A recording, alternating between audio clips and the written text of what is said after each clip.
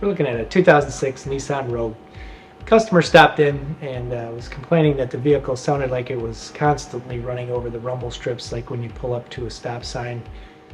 We advised them that we would need to get the vehicle in, lift it up. Spinning the wheels by hand, we could tell that definitely the two front wheel bearings were really bad and needed to be replaced. Informed the customer what would need to be done to get the noise taken care of. They said go ahead and get that done.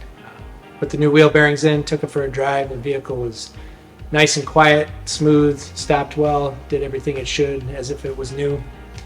So if you're experiencing some noises when you're driving your vehicle, or you're just not sure, maybe your vehicle doesn't sound quite right or like it used to, please feel free to give us a call. We do offer free inspections. We'd look forward to getting your vehicle in and making sure you're safe and ready to get down the road.